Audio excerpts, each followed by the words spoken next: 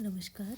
हम रीतिबद्ध कवि सेनापति के पदों का अध्ययन कर रहे हैं और सेनापति रीतिकाल के अप्रतिम कवि हैं और ऋतु वर्णन के लिए जाने जाते हैं। साथ ही सेनापति ने श्रृंगार वर्णन भी बहुत ही सुंदर रीति से किया है और विरह वर्णन में मनोभावों का सुंदर समावेश भी उन्होंने किया है। कभी उन्हें विरणी नायिका पलाश के फूलों की तरह दहकते हुए अंगारे के समान प्रतीत होती है और इसीलिए उसका मन उन्होंने कभी खिन्न और उदास दिखाया है और कभी वर्षा ऋतु की उद्दीपनकारी जो भूमिका है वो अपने पदों में उन्होंने निभाई है। हमने कुछ पदों का अध्ययन कर लिया है। आज हम आगे के पदों का अध्ययन करेंगे और ये जो पद है वो उनका ऋतु वर्णन से संबंधित पद है जिसके लिए वे जाने जाते हैं और ब्रजभाषा का पद है। और जब हम देखते हैं कवित्त छंद में उन्होंने ये पद लिखा है। दामिनी दबक सुरचाप की चमक श्याम घटा की झमक अति घोर घन घोर ते। हम अनुप्रास अलंकार का सौंदर्य तो देख ही रहे हैं। तो वर्षा काल का इन्होंने एक चित्र खींचने की कोशिश की है। वर्षा काल का बिंब है और उसके लिए विभिन्न प्रतीकों को उन्होंने चुना है।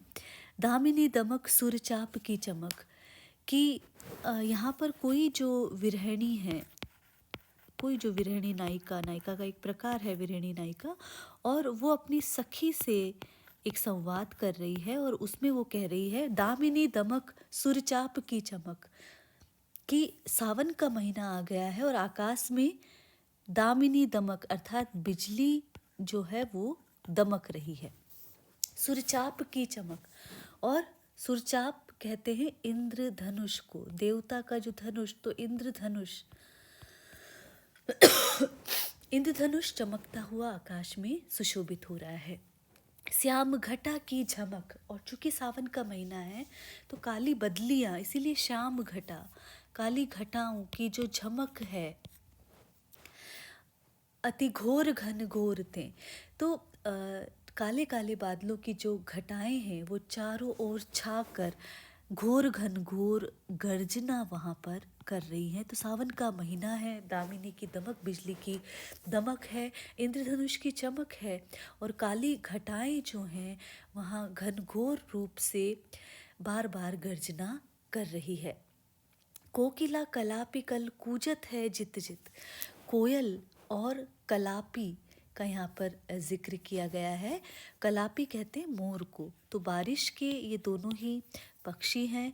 कोयल और मोर जो हैं वो भी प्रसन्न होकर यहाँ वहाँ कूकते हुए दिखाई देते हैं, सुंदर स्वर में गाते हुए दिखाई देते हैं। शीतल ते शीतल समीर की झकोरते, और जो स्वर से गा रहे हैं सुंदर स्वरों से, और वो बूंदों का शीतल समीर, शीतल हवा के झोंकों का स्पर्श से उनका जो हृदय है वो भी शीतल हो गया है। अर्थात हृदय जो है, एक नायिका का हृदय है जो दग्ध है, बाकी सारे पक्षियों का हृदय जो है शीतल हो गया है। सेनापति आवन कयो है मन भावन सु, लाग्यो तर सावन विरह जुर जोर ते। नायिका क्यों विरह में दग्ध है, विरह के ताप में वो दग्ध है, मतलब तप रही है। तो ऐसा क्यों है? सेनापति कह रहे हैं कि उस नायिका को उसके प्रिय ने आने का कहा, और कब आने का कहा था? सावन के मनभावन महीने में ही मनभावन प्रियतम ने भी आने का कहा था।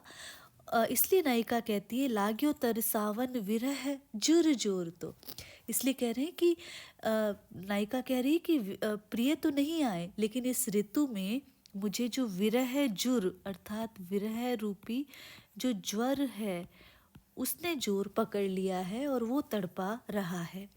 आयो सखी सावन मदन सर सावन, तो यहाँ पर मदन सर सावन अर्थात काम भावना की, ये जो सावन का महीना आया है इसने एक कामदेव की सरसता यहाँ पर चारों ओर बढ़ गई है।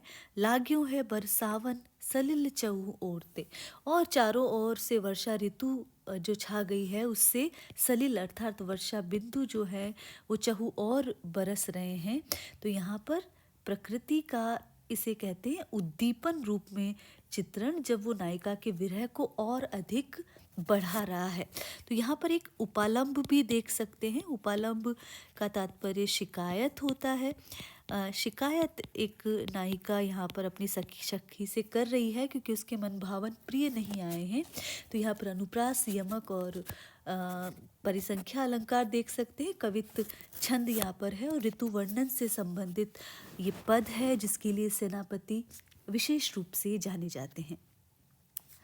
अगला जो पद है इसमें चूंकि राम भक्त रहे हैं सेनापति, तो ये राम भक्ति से ओतप्रोत ये पद भी है। साथ ही सेनापति का जो व्यक्तित्व है, जो एक तरह से बहुत विनीत विनम्र स्वभाव के ध्वनि हैं, उनमें कतई अपनी कला का जो है वो मोह नहीं है या दंभ नहीं है। उसके बारे में ये है कि दोष सो मलिन गुणहीन कविता है, तोपे कीने अरबीन परबीन कौन सुनी है।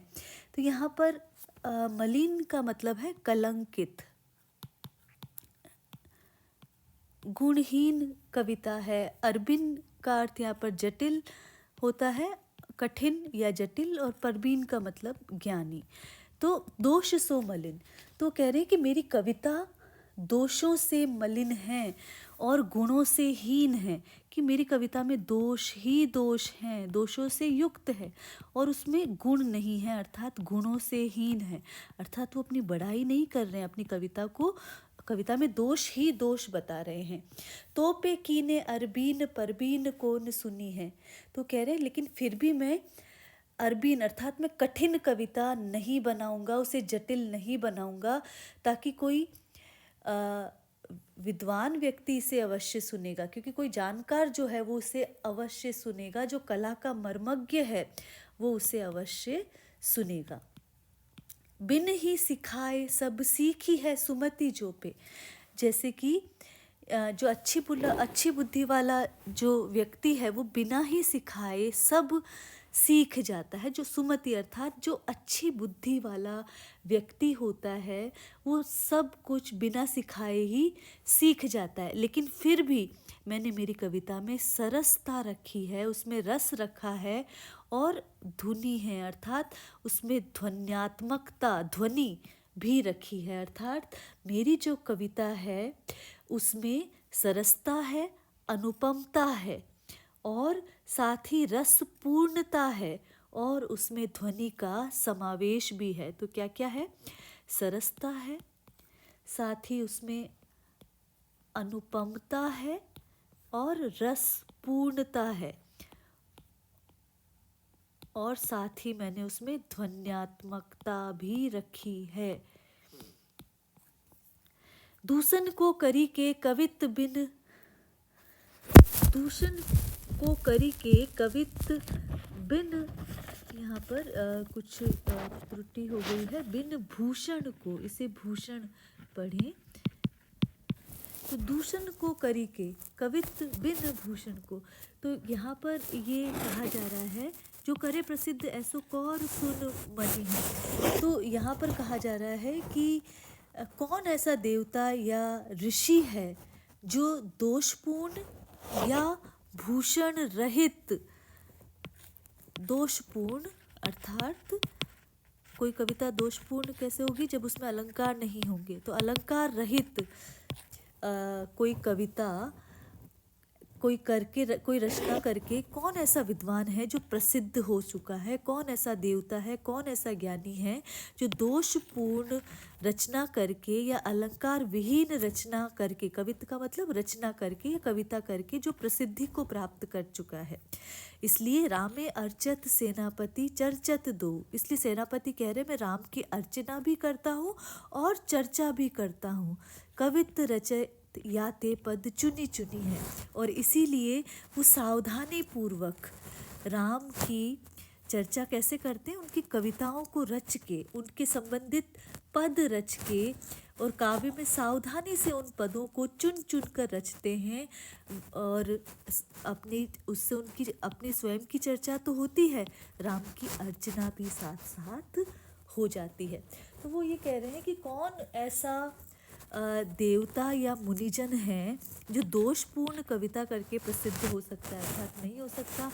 अलंकार युक्त रचना करके ही प्रसिद्ध हो सकता है। इसलिए सेनापति राम की अर्चना करता है और चुन चुन कर उनके पदों का निर्माण करता है, जिससे राम की चर्चा भी होती है और सेनापति की चर्चा भी हो जाती है। तो यहाँ पर राम भक्ति से संबंधित ये पद माना गया है और अनुप्रास और वीप्सा अलंकारों का प्रयोग यहाँ पर है।